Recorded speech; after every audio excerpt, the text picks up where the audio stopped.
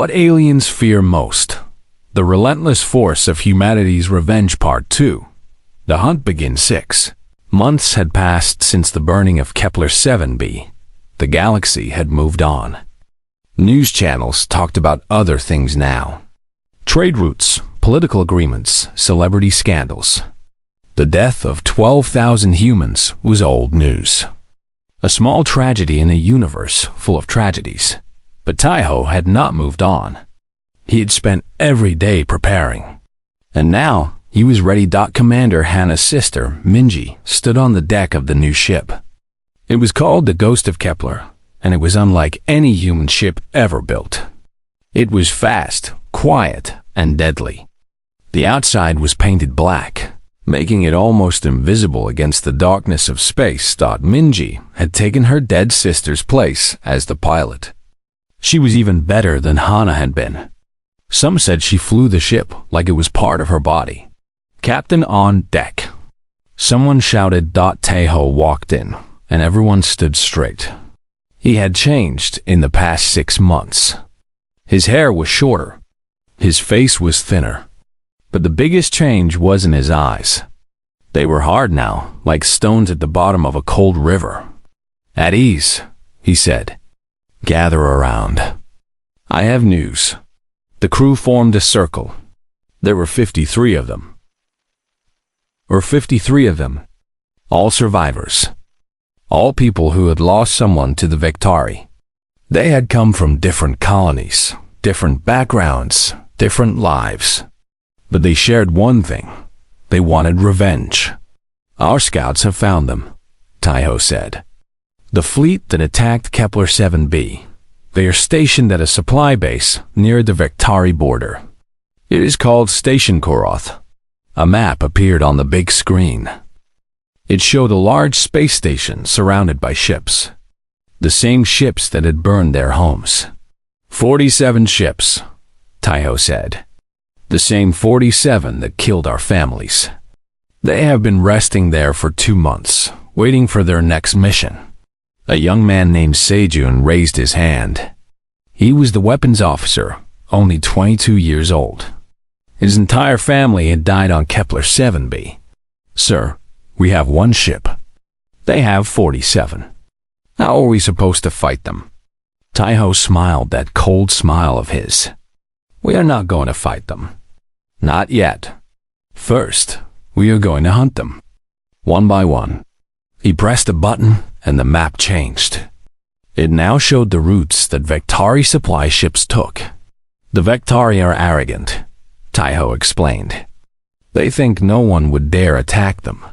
Their supply ships travel alone, without protection. They carry food, weapons, and fuel to the station. Jisoo stepped forward.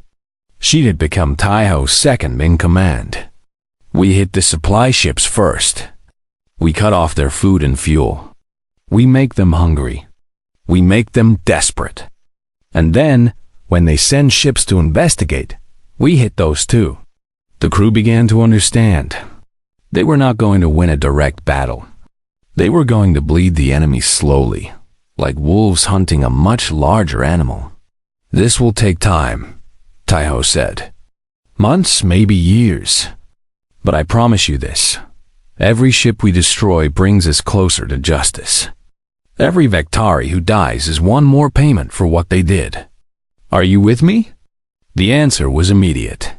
53 voices shouted as one. Yes, Captain. The hunt began that very night. The first target was a small cargo ship carrying frozen food to Station Koroth.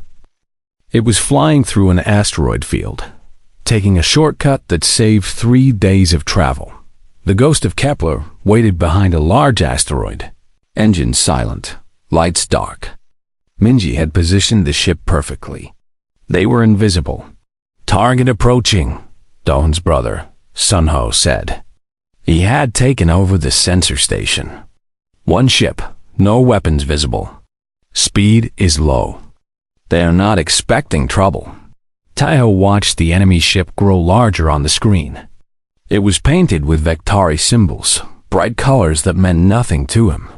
To the Vektari, it was just a delivery. To Taiho, It was the first step on a long road. "Wait until they pass the asteroid," he said. "Then hit them fast and hard." The cargo ship floated past, unaware of the danger. Its crew was probably bored, doing routine work, dreaming of home. "Now," Taiho said. Minji pushed the engines to full power. The ghost of Kepler shot forward like an arrow. Seijin fired the weapons, and bright lines of energy cut through space. The cargo ship did not have time to react. Its shields were weak, meant to stop small rocks, not military weapons. The first shot disabled its engines. The second shot destroyed its communication system. The ship was now dead in space, unable to move or call for help. "Boarding team, go," Taiho ordered. Jizu led 10 soldiers through the airlock and into the enemy ship. They wore black armor and carried human rifles. They moved fast and quiet, clearing each room in seconds. The Victari crew was not prepared for combat. They were workers, not soldiers.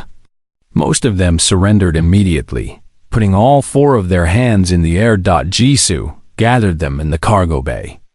There were 15 Victari, all looking at her with their strange orange eyes. They were afraid. "Good. Which one of you is the captain?" she asked. A tall Victari stepped forward. "I am. What do you want?" "We have no valuable cargo, just food." Jisoo walked up to him until they were face to face. "I want information. 6 months ago, a Victari fleet attacked a human colony called Kepler 7b. Do you know about it?" The captain's skin color changed slightly. Victari showed emotion through their skin. This one was nervous. I have heard of it, but I was not part of that attack. I am just a cargo hauler. Who gave the order?" Jisoo asked. "Who commanded that fleet?" The captain hesitated. "I do not know. Such information is above my position. Please, we are not soldiers. We have families." Jisoo thought about her own family. Her parents, who had grown vegetables in a small greenhouse. Her brother, who had dreamed of becoming a pilot. All dead. All ash. The humans on Kepler 7b had families too, she said. "Did that stop your people from burning them?" The captain said nothing. Jisoo turned to her team. "Take them to our ship. They will be prisoners until this war ends." Some of her soldiers looked surprised. They had expected revenge, not mercy. Jisoo understood their confusion. "We are not like them," she said. "We do not kill the helpless. That is what separates us from monsters." She walked back to the ghost of Kepler, leaving her team to handle the prisoners. Captain Taiho was waiting for her at the airlock. "You showed them mercy," he said. "I showed them humanity," she replied. "If we become like them, then they have already won." Taiho nodded slowly. "You are right. We will fight them, but we will not lose ourselves. That is an order for everyone. We do not kill prisoners. We do not torture. We are soldiers, not butchers."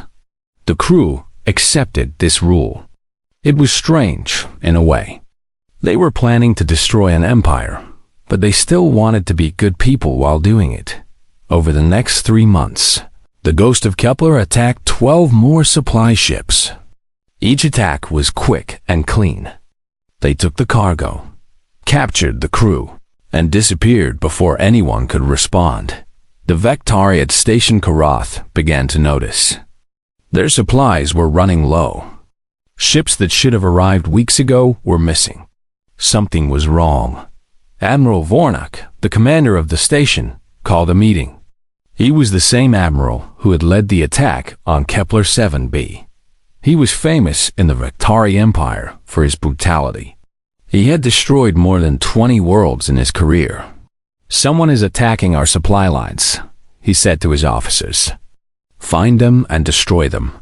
"Sir," one officer said, "we have found pieces of destroyed ships. They appear to be our cargo vessels. Any survivors?" "None that we have found." Whoever is doing this leaves no witnesses. Vornak's skin turned dark purple with anger. Send patrol ships. Cover every route. I want this enemy found. The patrol ships went out, 20 of them, flying in different directions. They searched for days but found nothing. The ghost of Kepler was too fast, too quiet. It appeared, struck, and vanished like a phantom. On the human ship, Taiho studied the enemy's movements. He had placed small spy devices on asteroids throughout the region. They sent him information about every ship that passed. They are looking for us, Minji said. 20 patrol ships, all armed. Good, Taiho replied. That means we are hurting them. Now we hurt them more. He pointed to the map. These 3 patrol ships are flying alone, far from the others. We take them out tonight. The attacks happened within 6 hours. The ghost of Kepler hit the first ship near a gas giant, destroying it with torpedoes before the crew could react. The second ship was ambushed in an asteroid belt, torn apart by precision strikes. The third ship tried to run, but Minji was faster. She chased it for 2 hours before finally catching it by morning. 3 more Vektari ships were gone. Admiral Vornak received the news in silence. His skin was almost black now, a sign of extreme rage. 3 ships lost in one night. This was not a random pirate. This was a coordinated enemy. Pull back the remaining patrols, he ordered. Keep all ships near the station. We will wait for reinforcements. But reinforcements were far away. The Vektari Empire was large, and Station Koroth was on the edge of their territory. Help would take weeks to arrive. In that time, Taiho planned to make the Admiral very, very afraid. The ghost of Kepler continued its campaign. They attacked fuel tankers, weapons transports, even a ship carrying mail to soldiers. Each attack was a message. We are here, and we are not going away. The Vektari soldiers at Station Koroth began to talk. They whispered about ghosts, about human demons that came from the darkness. Some said it was the spirits of Kepler 7b returning for revenge. What aliens fear most? The relentless force of humanity's revenge, Part 1. The fall. The stars looked beautiful that night. Captain Taiho stood on the bridge of his ship, the Iron Wake, and watched the planet below. Kepler 7b was a green and blue world, much like Earth. It was home to 12,000 humans. It was also home to his younger sister Yuna. Taiho smiled as he remembered her last message. She had sent him a video of her garden. The tomatoes were finally growing, she had said. Real tomatoes, not the fake ones from the food machines. She was so proud of those tomatoes. His ship was on patrol duty, circling the colony from high orbit. It was boring work. Nothing ever happened in this part of space.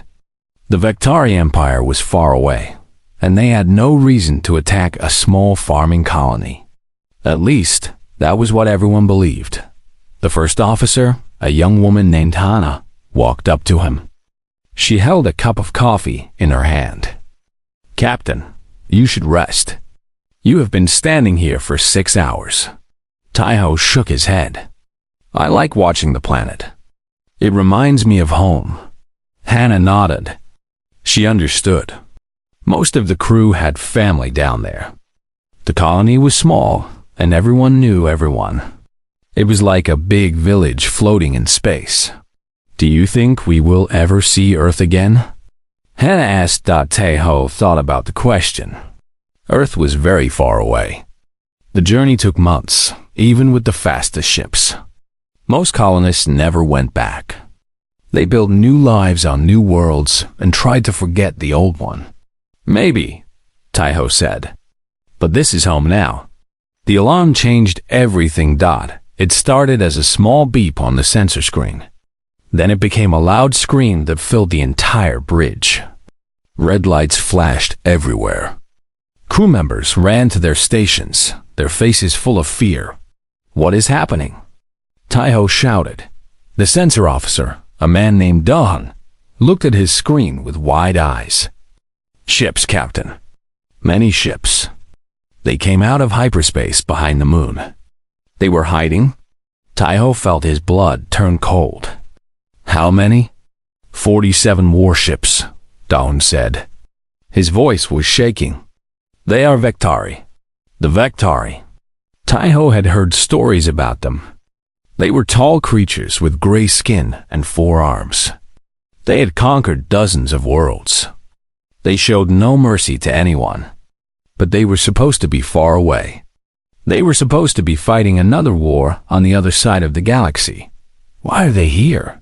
Hana asked. No one had an answer. The Vectari ships moved fast. They ignored the Iron Wake completely. It was just one small patrol ship. It was not worth their time. Instead, they flew straight toward the planet. Taiho grabbed the communication device. Kepler Colony. This is Captain Taiho of the Iron Wake. You need to evacuate now. Vectari warships are coming. Do you hear me? You need to run. The response came after a few seconds. It was the colony leader, an old man named Junho. Captain, we hear you. But we cannot run. We have only 3 transport ships. They can carry maybe 2,000 people. What about the rest? Taiho closed his eyes. He knew the math. 12,000 people. 3 ships. It was impossible. Send the children first, Taiho said. Send as many as you can. We will try to slow them down. Junho's voice was calm, even though death was coming. Thank you, Captain. May your ancestors watch over you. The communication ended. Taiho turned to his crew. They were young, most of them. They had joined the Navy for adventure, not for war. Now they were about to fight the most dangerous enemy in the galaxy. Listen to me, Taiho said. We cannot win this battle. We all know that. But we can give the colony time. Every minute we fight is another minute for the transports to escape. Every minute matters. The crew said nothing. They did not need to. Their eyes said everything. They were afraid, but they were ready. The Iron Wake turned toward the Vectari fleet. It was a small ship against 47 giants. It was madness. But it was also the only choice. The battle lasted 11 minutes. The Iron Wake fired everything it had.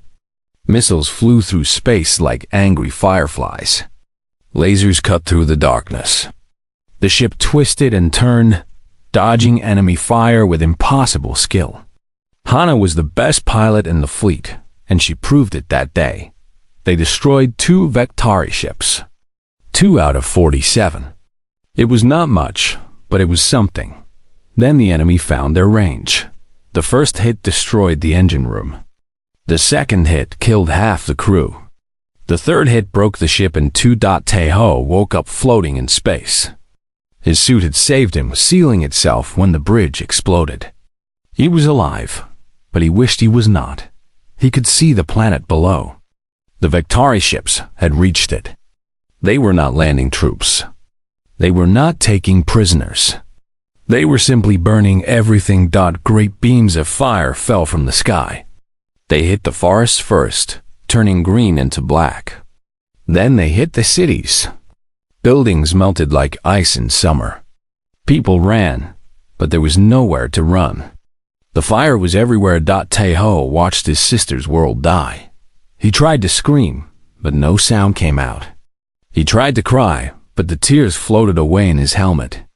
He could only watch as the Vectari destroyed everything he loved. The attack lasted 3 hours. When it was over, Kepler 7b was not green anymore. It was gray and black, covered in ash and smoke. Nothing lived on its surface. Nothing could live there for 1,000 years. The Vectari ships left as quickly as they came. They did not even look back. To them, it was just another mission. Just another world destroyed. They had done it many times before. A rescue ship found Taiho 6 hours later. He was the only survivor from the Iron Wake. Hana was gone. Dawn was gone. Everyone was gone. The rescue ship also found the 3 transport ships from the colony. They had escaped just in time, carrying 1,800 people. 1,800 out of 12,000. The rest were dead.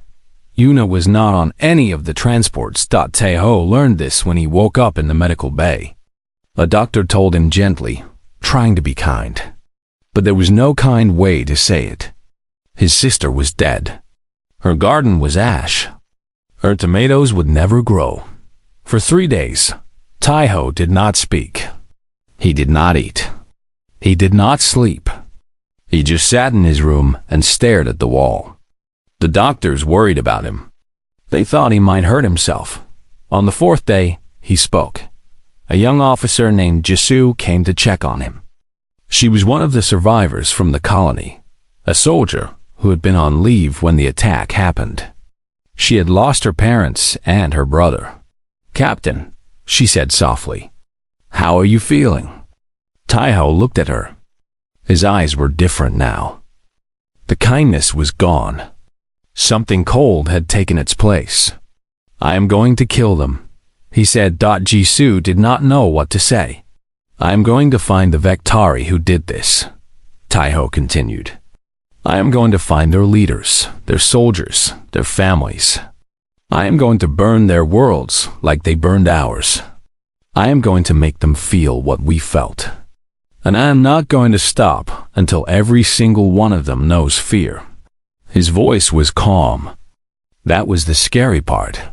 He was not shouting or crying. He was just stating facts. "The Vectari have a huge empire," Jisoo said. "We are just a few survivors. How can we fight them?" Taeho stood up for the first time in days. He walked to the window and looked at the stars. Somewhere out there, the Vectari were celebrating their victory. They thought humans were weak. They thought humans would run and hide. They were wrong. "Humans have one gift that no other species has," Taeho said. "We never forget. We carry our pain like a weapon. Our ancestors survived ice ages, plagues, and wars. They survived because they refused to die. They survived because they turned their suffering into strength." He turned to Jisoo. "The Vectari think they won today, but they made a mistake. They left survivors. They let us remember what they did. And now they will learn why that was the worst mistake they ever made." Jisoo felt something change inside her. The despair she had been feeling started to turn into something else. Something hot and bright. "What do you need me to do?" she asked. Taeho smiled, but it was not a happy smile. It was the smile of a man who had found his purpose. "Find the others," he said. "Find everyone who lost someone. Find everyone who wants revenge. Tell them that Captain Taeho is gathering an army. Tell them that we are going to war." Jisoo nodded and left the room. Taeho looked back at the stars. He thought about Yuna, about her smile, about her stupid tomatoes.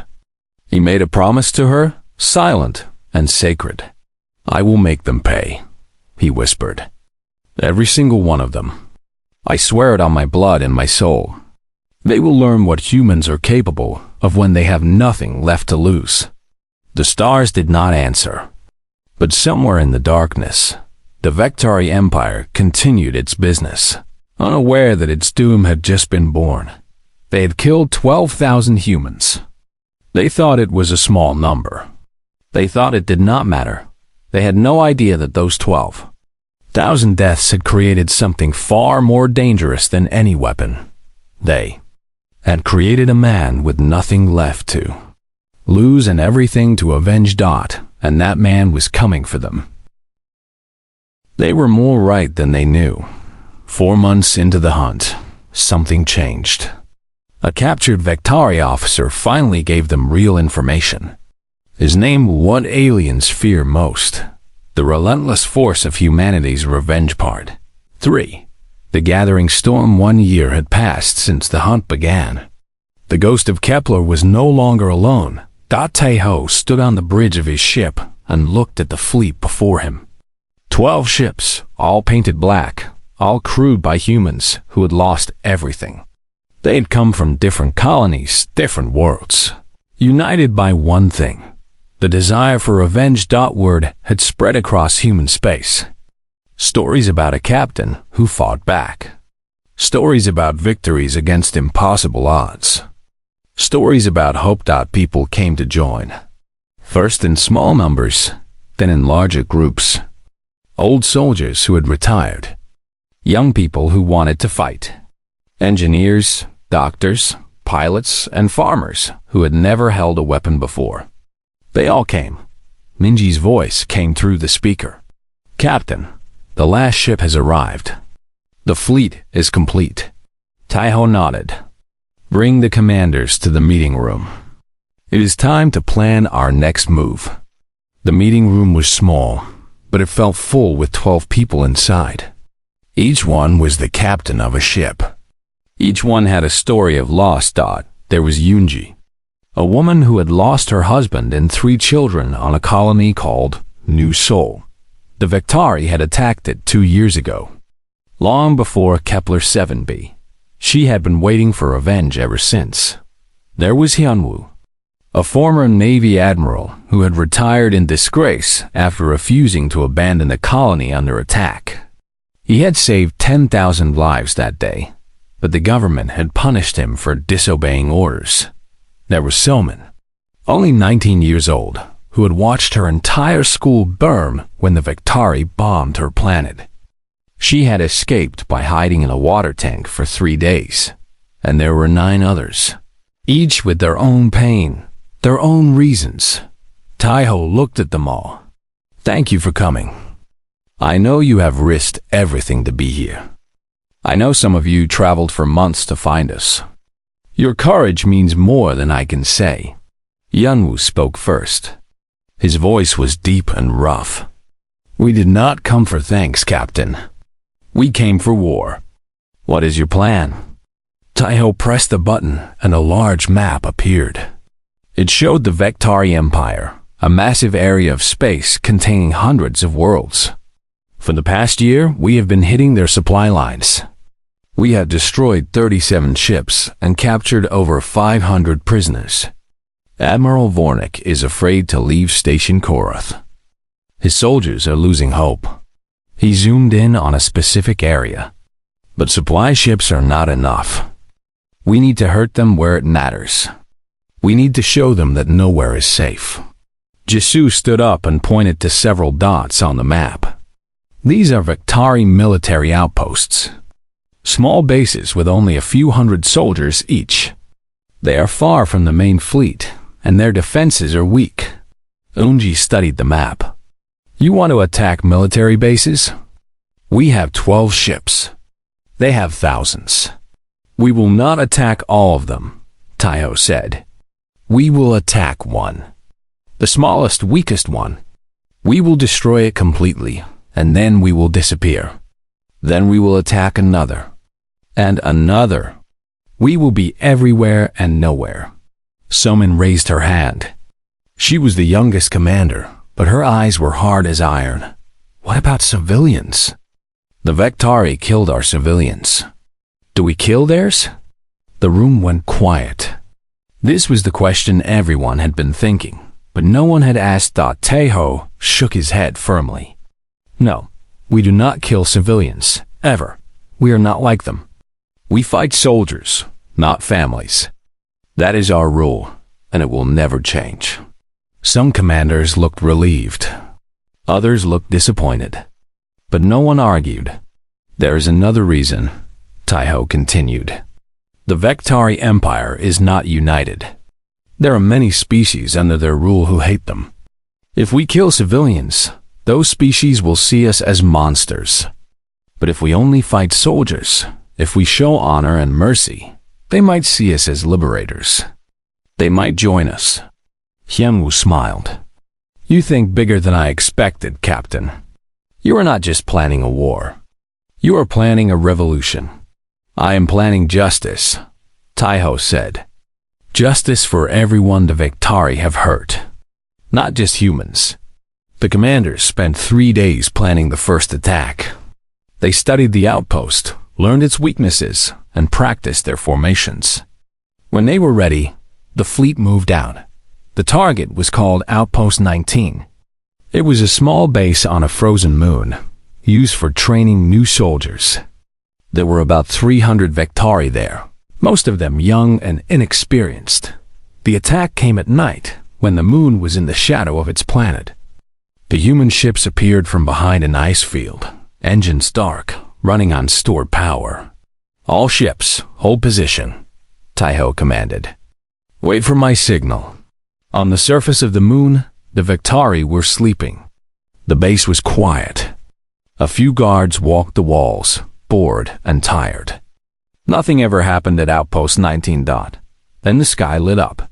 12 ships fired at once, their weapons painting bright lines across the darkness.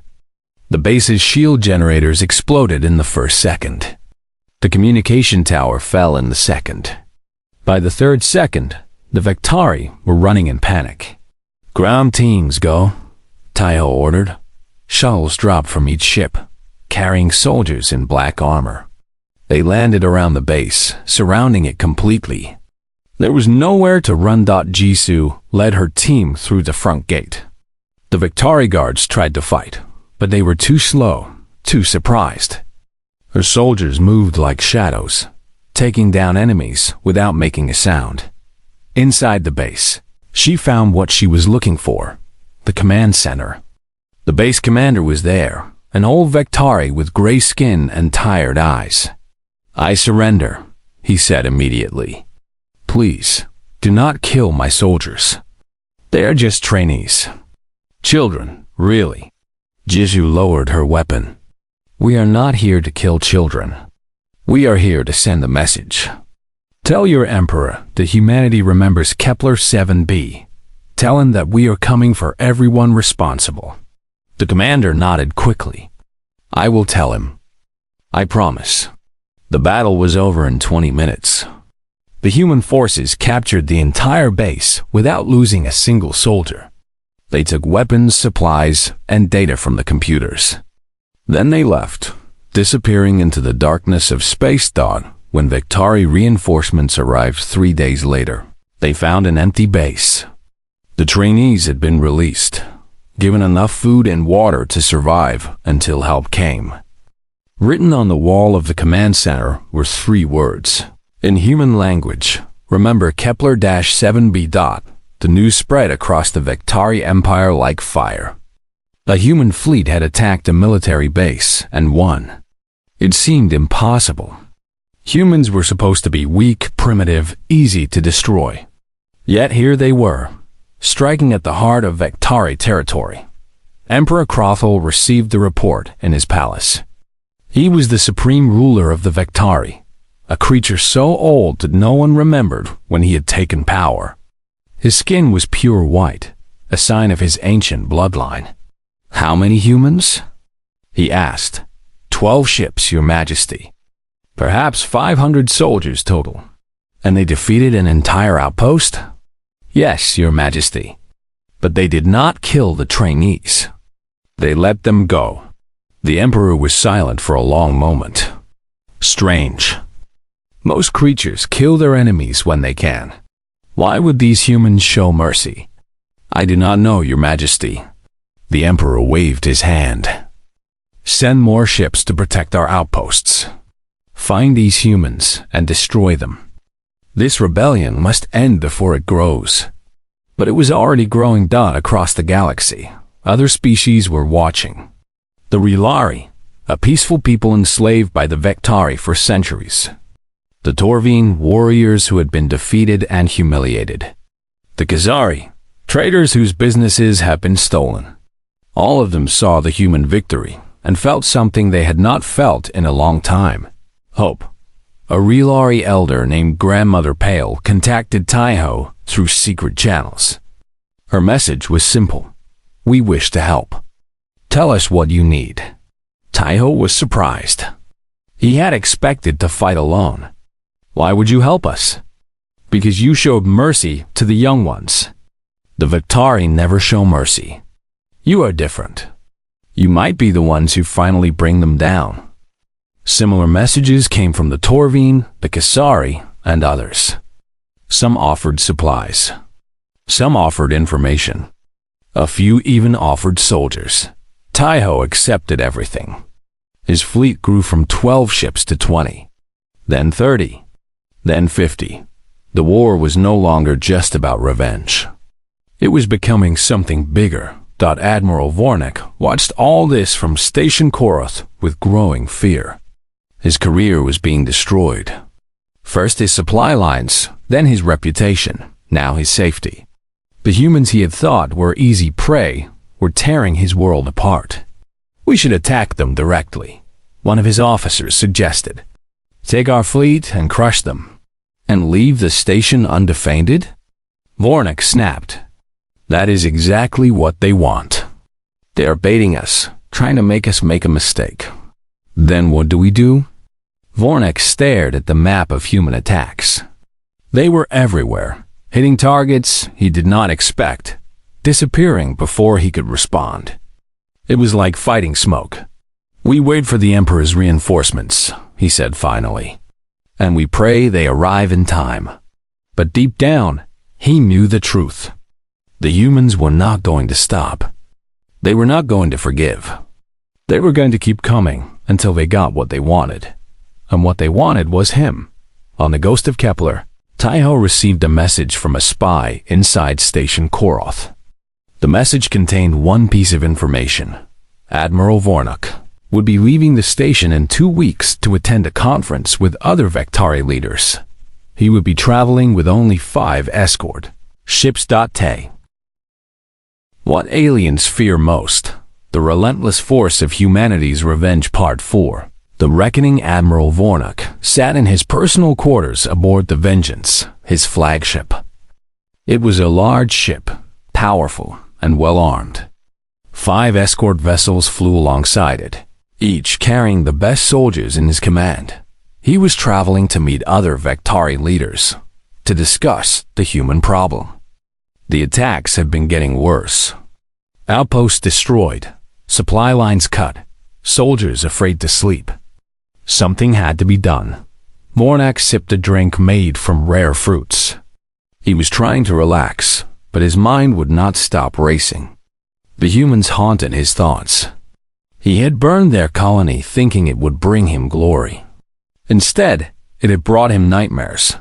Sir, his captain said through the speaker, we are entering the Corvin asteroid field.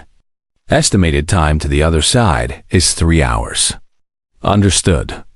Maintain course and speed. The Corvin field was a shortcut.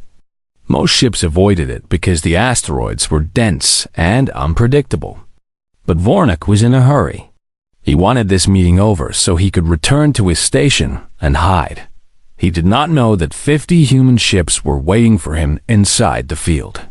Taiho watched the Vectari convoy enter the asteroids. His sensors showed 6 ships, exactly as the spy had reported.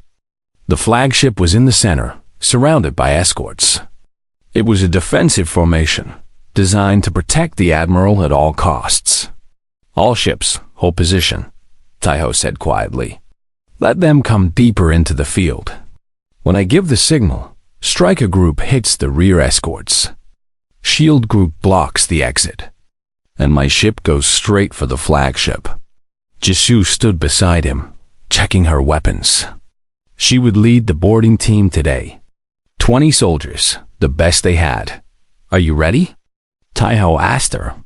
I have been ready for 2 years, she replied.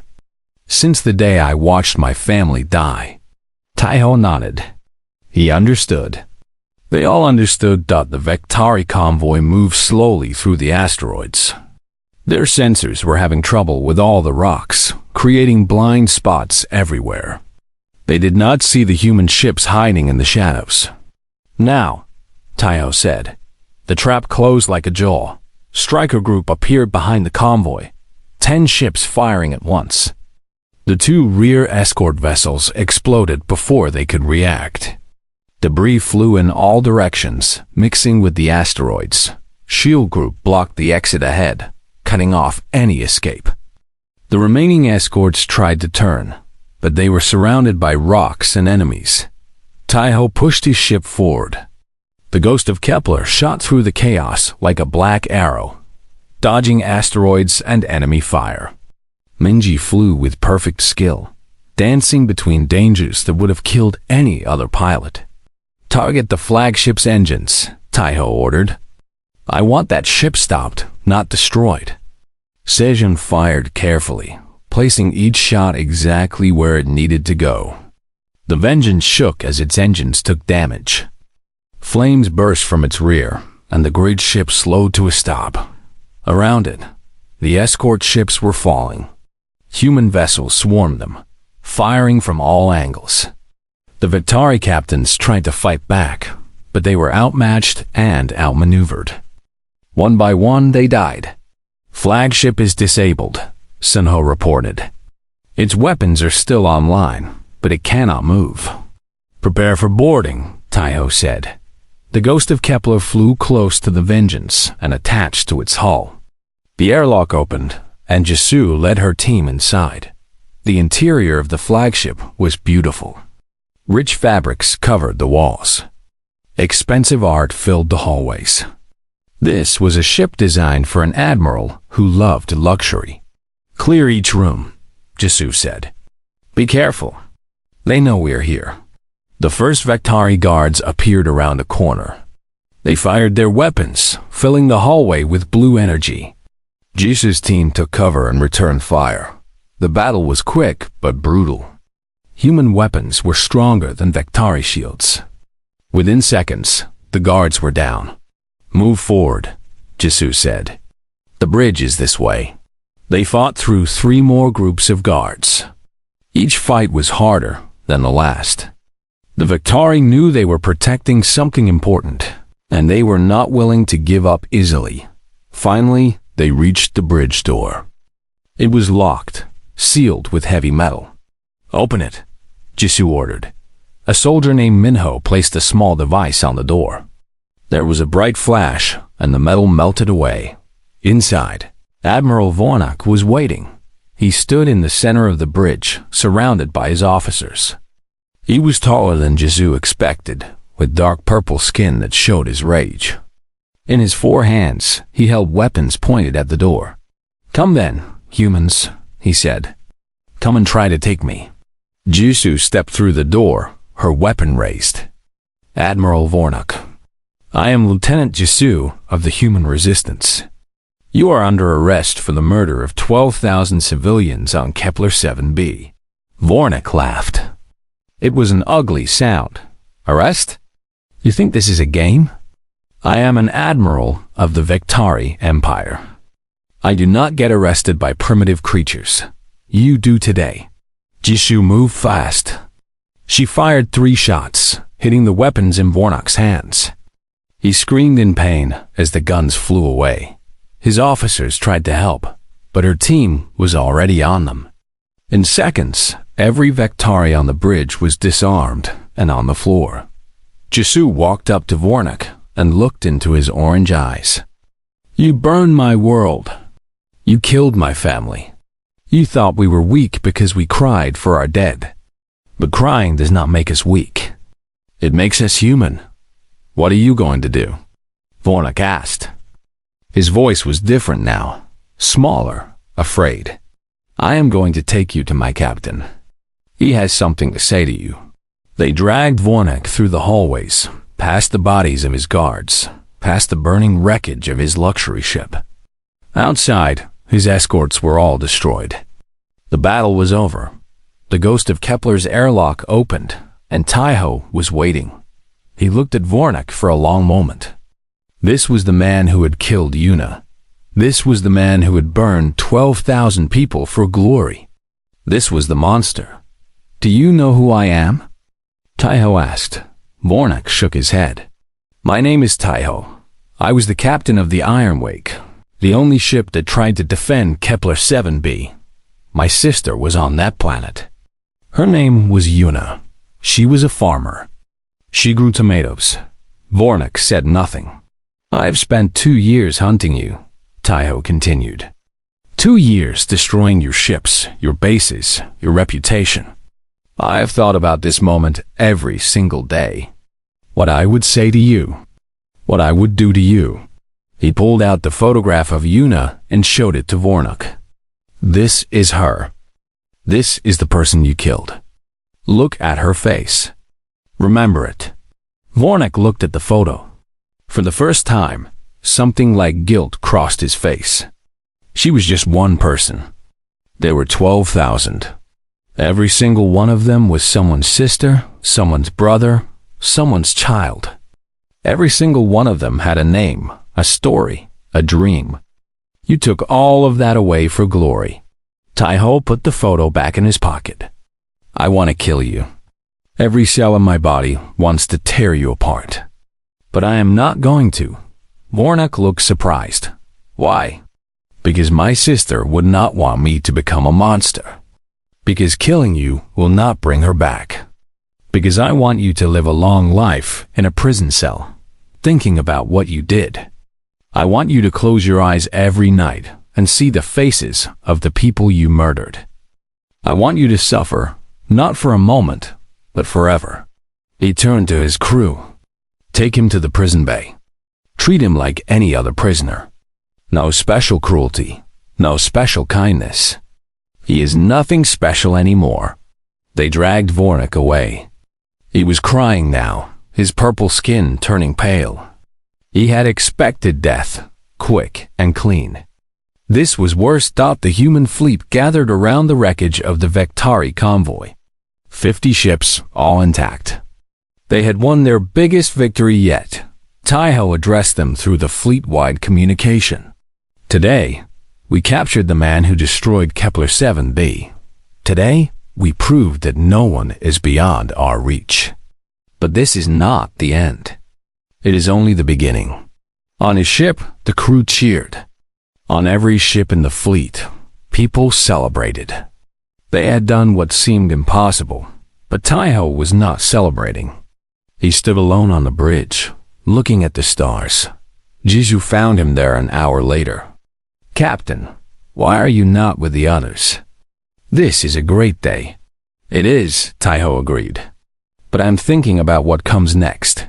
What do you mean? Capturing Vornuk will make the Vektari angry. They will not ignore us anymore. The Emperor will send everything he has to destroy us. We need to be ready. Jisoo stood beside him. We have 50 ships. We have allies. We have proven we can fight. 50 ships against an empire of thousands. We cannot win through strength alone. We need something else. What? Taiho turned to her. We need to bring the war to their home. Not their outposts, not their convoys. Their homeworld. We need to make them feel what we felt when our homes burned. Jisoo's eyes widened. Attack the Vektari homeworld? That is suicide. Maybe, but think about it. If we can hit their capital, even once, even for a moment, it will change everything. Every species they have conquered will see that the Vektari are not invincible. Rebellions will start everywhere. The Empire will have to fight on 100 fronts instead of one. And us? We might die. Probably will die. But our deaths will mean something. They will start a fire that cannot be stopped. Jisoo was quiet for a long time. Then she nodded. I am with you, Captain. Until the end. Taiho smiled, a real smile this time. Thank you, Jisoo. Tell the commanders to meet me tomorrow. We have a lot of planning to do. She left, and Taiho was alone again with the stars. He pulled out Yuna's photograph one more time. We got him, sister. We got the man who killed you. But it is not over yet. There are more like him. More monsters who need to learn that humans never fought aliens fear most. The Relentless. Force of Humanity's Revenge Part 5. What they fear most. 3 months had passed since the capture of Admiral Vornuk. The galaxy had changed. Emperor Crothel sat on his throne in the Great Palace, watching the reports come in. Rebellion on 7 worlds. Supply lines cut across entire sectors. His fleet stretched thin. trying to put out fires everywhere at once. And it had all started with one human. "Bring me the latest update on the human fleet," he ordered. A servant hurried forward with a datapad. "Your Majesty, our scouts have lost track of them. They disappeared near the outer reaches 2 weeks ago. We do not know where they are." The Emperor's white skin turned slightly gray with worry. 2 weeks was a long time. "The humans could be anywhere by now. Find them," he said. "Send every available ship. I want them destroyed before they can do any more damage." But it was already too late. Tejo stood on the bridge of the Ghost of Kepler, looking at the planet before him. It was beautiful in a strange way, covered in purple forests and silver oceans. Great cities rose from the surface, filled with billions of Vectari. This was Vectorus Prime, the homeworld, the heart of the Empire. "All ships, report status," he said into the communication system. One by one, the responses came. 57 ships now, after picking up more volunteers along the way. Plus 30 ships from the Relari, 20 from the Torvine, and 10 from the Kasari. Over 100 vessels, all hiding in the shadow of a moon, waiting for the signal. "This is it," Jesu said softly. "The moment we have been working toward for 3 years." Tejo nodded. 3 years since Kepler 7b. 3 years of fighting, bleeding, and dying. 3 years of turning pain into purpose. "Remember the plan," he said to his commanders through the screen. "We are not here to destroy everything. We are here to send a message. Hit the military targets, avoid civilians, and get out before their fleet can respond. We have 30 minutes, no more." Unji's voice came through the speaker. "And if they catch us? Then we die fighting. But our allies will continue the war. The Relari, the Torvin, and all the others. The rebellion is bigger than any of us now. Even if we fall today, the Empire falls tomorrow." The commanders went silent, preparing their crews for battle. This was the moment of truth. Minji looked at Tejo. "Ready when you are, Captain." He took a deep breath. In his pocket, Yuna's photograph pressed against his chest. He could almost feel her presence, watching over him. "All ships," he said, "begin the attack." The fleet moved as one, rising from behind the moon like a wave of black steel. They fired their engines and shot toward the planet, crossing the distance in minutes. The Vectari Defense Force scrambled to respond. Alarm bells rang across the planet. Soldiers ran to their ships. Officers shouted orders. Shields powered up around the cities, but the humans were faster. The first target was the orbital defense station, a massive structure that protected the planet from space attacks. Human ships swarmed it, firing from all directions. The station's shields held for about 5 minutes, then collapsed under the constant assault. Explosions ripped through the structure. Fire bloomed in the darkness of space. The station broke apart, its pieces falling toward the planet like burning stars. "Station destroyed," Sumho reported. Moving to secondary targets. The fleet split into smaller groups. One group attacked the military shipyard, destroying ships that were still being built. Another hit the communication center, cutting off the Emperor's ability to call for help. A third targeted the weapons factories, turning them into smoking craters. On the surface, Vectari civilians looked up at the sky with terror. They had never been attacked before. Their world had always been safe, protected by the might of their empire. Now that safety was being torn apart. Jusu led a special team down to the planet's surface. They had one specific target, the Hall of Victories, a museum where the Vectari displayed items from their conquered worlds. Inside the hall, she found what she was looking for. A display case filled with objects from Kepler 7b, a child's toy, a piece of colony flag, a datapad with family photographs. The Vectari had kept these as souvenirs, proof of their victory. Jesu smashed the case and gathered the items. "These belong to us," she said to her team. "We are taking them home." Outside, the battle continued. Vektari defense ships were launching now, trying to fight back. But they were disorganized, panicked. The humans cut through them like a blade through paper. 20 minutes remaining, Minji announced. Taeho checked the status of each group. Everything was going according to plan. The military targets were destroyed.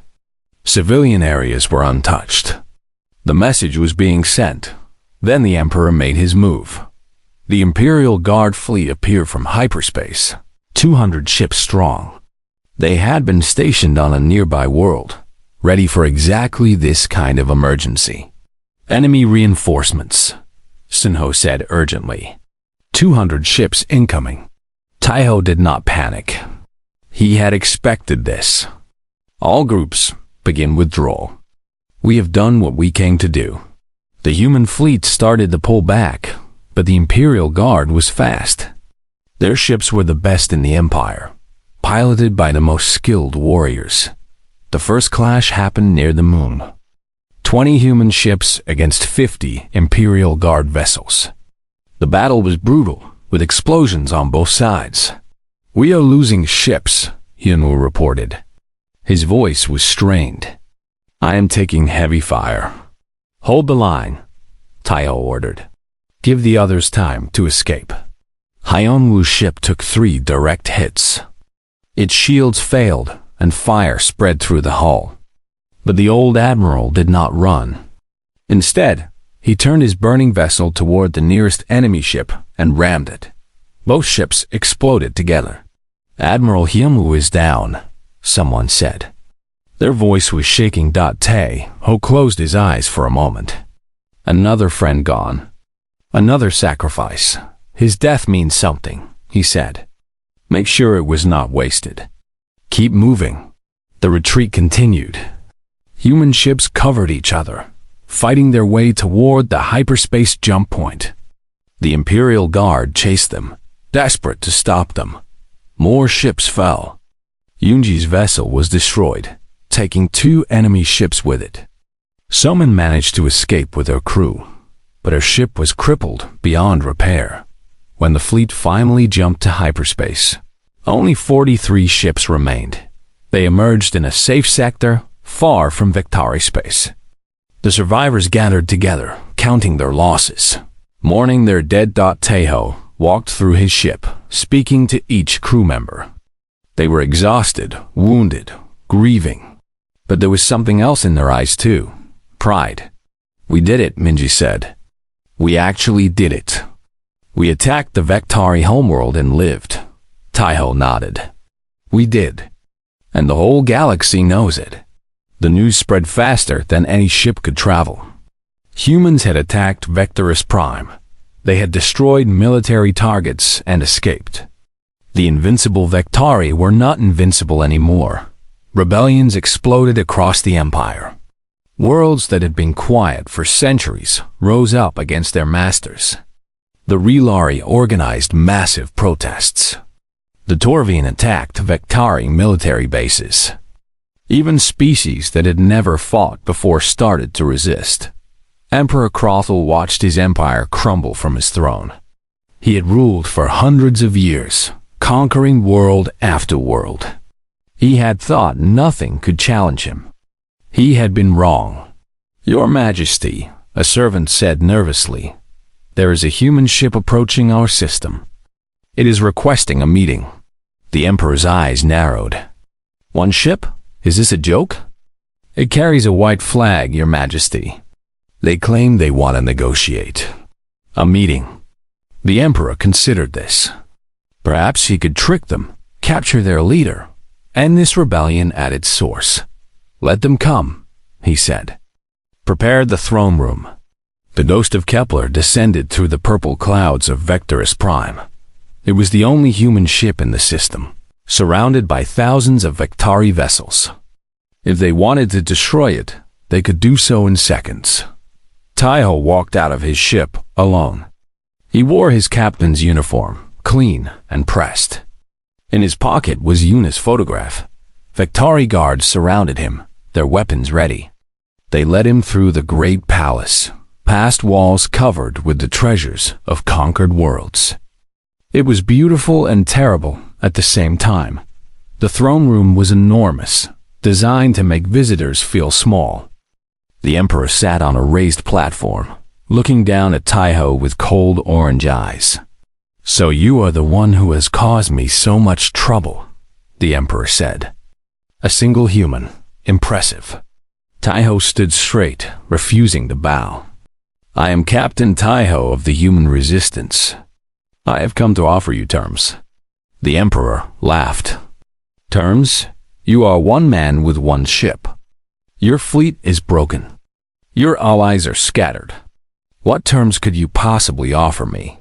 "Peace," Taiho said simply. The throne room went silent. Even the guards looked surprised. "You attacked my homeworld," the emperor said slowly. "You destroyed my ships, my stations, my factories.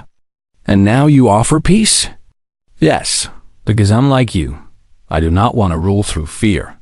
I want to live in a galaxy where people are free, where no one burns colonies for glory, where children do not die because an admiral wants a promotion." Taiho stepped forward, ignoring the weapons pointed at him. "Your empire is falling, Crothel. You can feel it, can you not? The rebellions, the protests, the soldiers who refuse to fight. You cannot stop it.